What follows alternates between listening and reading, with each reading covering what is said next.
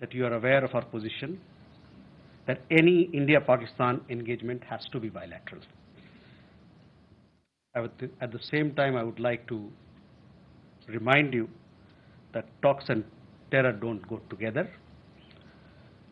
On terrorism itself, as I had said earlier, we are open to discussing the handing over to India of noted terrorists whose list was given to Pakistan some years ago. I would also like to underline that any bilateral discussion on Jammu and Kashmir will only be on the vacation of illegally occupied Indian territory by Pakistan. And on the question of Indus Waters Treaty, I am again repeating myself, it will remain in abeyance until Pakistan credibly and irrevocably abjures its support for cross-border terrorism. As the Prime Minister has said, water and blood cannot flow together. Trade and terror also cannot go together.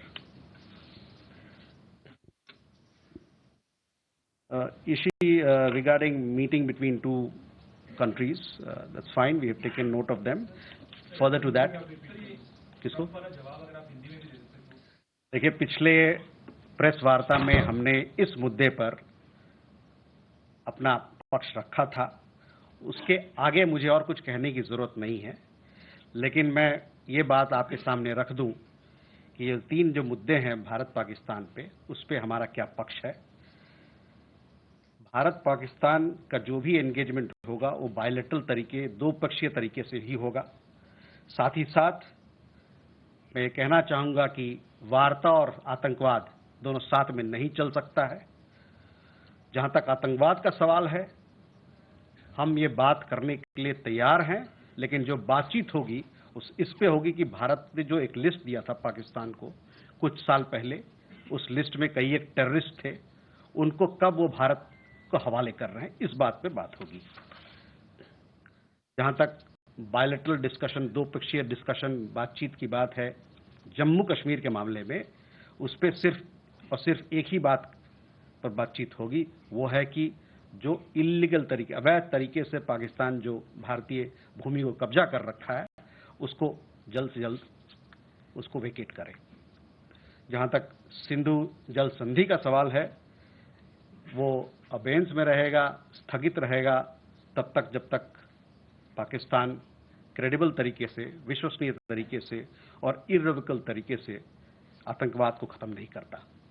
और जैसा कि हमारे प्रधानमंत्री ने कहा, उस पर मैं आपका ध्यान केंद्रित करना चाहूंगा कि पानी और खून दोनों साथ में नहीं बह सकता.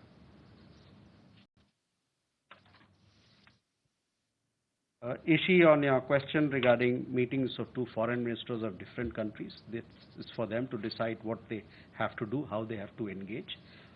Beyond that, I don't have any comment to make, but I would also like to urge what I conveyed to Ishi, the meeting that had happened, the telecon that happened between Afghan Foreign Minister and External Affairs Minister. On BTA, as you know that these talks are going on in Washington, D.C. presently. Our Commerce and Industry Minister, along with our team, they are there to negotiate. This is an ongoing process, and we will update you as and when we have something to share with you. So that is where it is. On the Rishabh, your question regarding hiring of lobby firms. So let me tell you that this is something which is not new. It is not a new practice. This has been in place for several decades now and has been the practice under successive governments since the 1950s. In fact, even beyond that, 1949, first lobby firm was hired in Washington, D.C., possibly others also. These firms have been regularly engaged by the Indian Embassy as per the situation or as per the requirement that arises. All such engagements are available in the public domain, so you can visit the U.S. Department of Justice website and access all the information that is there. In fact, in the run-up to the nuclear deal of 2007, similarly we had engaged firms to strengthen India's case in the United States.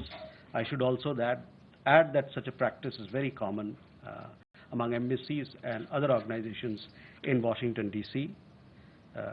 and other parts of the United States.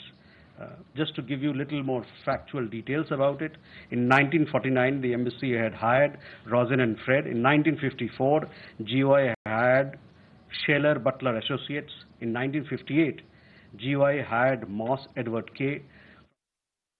All right, we just heard what Randeep Jaiswal, MEA spokesperson, had to say, but also